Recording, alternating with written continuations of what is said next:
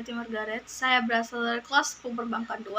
Di sini saya akan mengulas materi tentang lembaga-lembaga negara menurut Undang-Undang Dasar Republik Indonesia tahun 1945, mata pelajaran PKN. Undang-undang merupakan hukum tertulis dan tertinggi serta merupakan puncak dari seluruh peraturan perundang-undangan. 4 hal penting yang diatur dalam Undang-Undang Dasar. Yang pertama, prinsip kedaulatan rakyat dan negara hukum. Yang kedua, pembatasan kekuasaan organ-organ negara. Yang ketiga, mengatur hubungan antar lembaga-lembaga negara.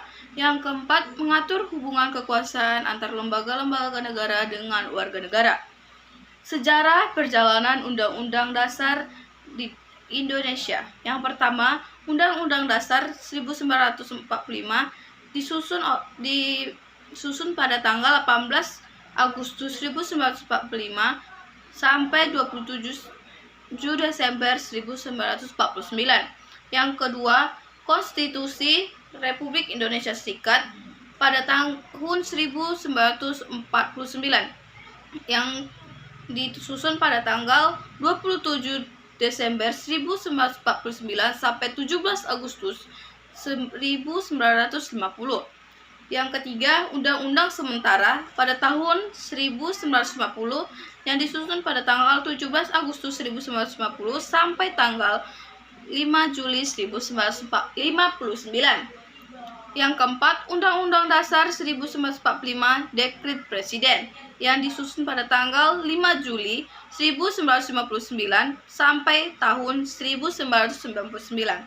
Yang kelima, Undang-Undang Negara Republik Indonesia tahun 1945 hasil perubahan yang disusun pada tahun 1999 sampai sekarang.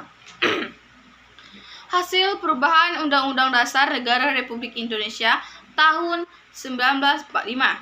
Sebelum perubahan, yang pertama itu pembukaan, yang kedua batang tubuh yang berarti 16 bab, 37 pasal, 49 ayat, 4 aturan peralihan, dan 2 aturan tambahan. Yang ketiga penjelasan.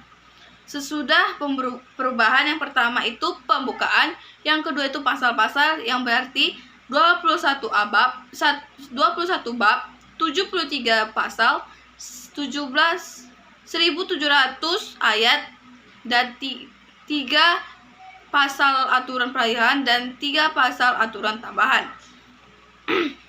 Lembaga-lembaga di negara Republik Indonesia.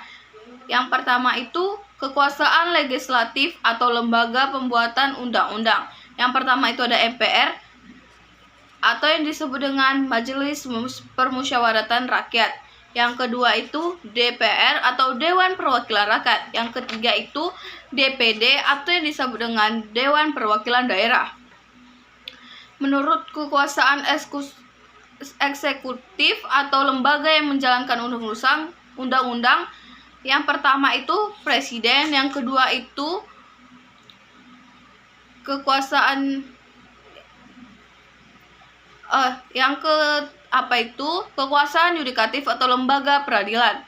Yang pertama itu ada MA atau Mahkamah Agung, yang kedua itu ada MK atau Mahkamah Konstitusi, yang ketiga itu ada KY atau Komisi Yudisinal.